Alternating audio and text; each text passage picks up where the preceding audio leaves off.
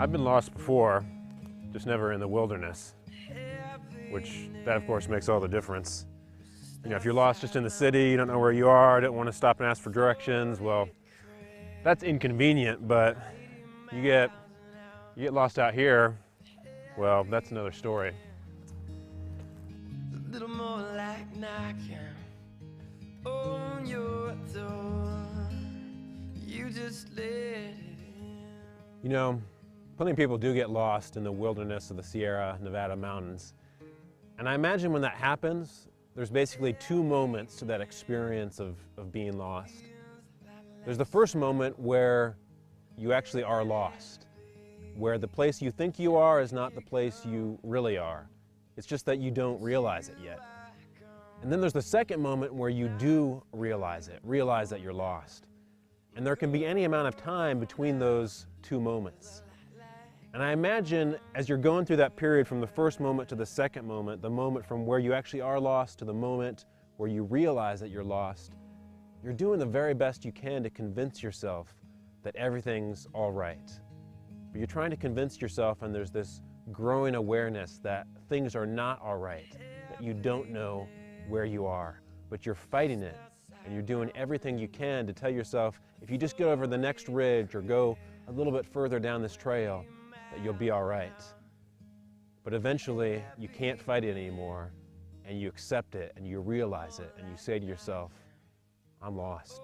On your door, you just let it in.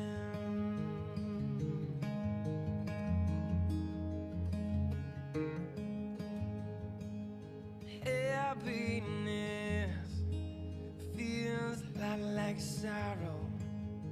Let it be. You know, the Bible talks a lot about that need to be found. In fact, if you read the Bible very quickly, you'll realize that the God of the Bible is a finding God. That's what God does. God finds people who need to be found. So Jesus tells several stories about this, and in one of the stories Jesus tells, God is like a shepherd who's taking care of sheep in the wilderness. And one of the sheep gets lost, and so the shepherd leaves behind the 99 other sheep who are doing all right and goes after that one sheep who's lost in the wilderness. And when the shepherd finds the sheep, he's filled with incredible joy and puts the sheep on his shoulders and walks home and has this great party because he's found that one sheep who's been lost in the wilderness. You know, we're all that one sheep. We're all lost. We don't all realize it. In fact, we get really good at covering up that growing awareness that things are not right. And some of us get so good at it that we never get to that second moment, that moment of realization.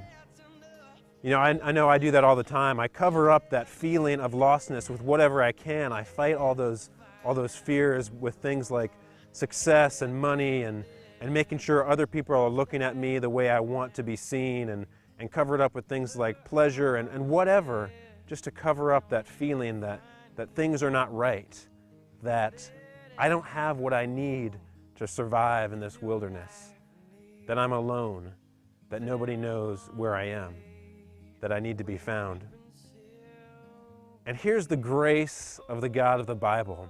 We don't need to get out of the wilderness in which we're in. We don't need to find our way out. God finds us right where we're at.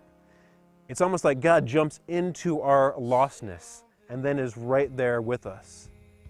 So all we have to do, and this is the third moment, the moment that comes after the realization that we're lost, all we need to do is be aware of God's presence, open ourselves up to God's presence. When we do, we realize that God is right there by our side, that in fact He's been right there all this time. And that wilderness that we're in, it's no longer a wilderness, it's no longer a place of isolation with fear. It's a place of abundance. We're no longer lost, we're found.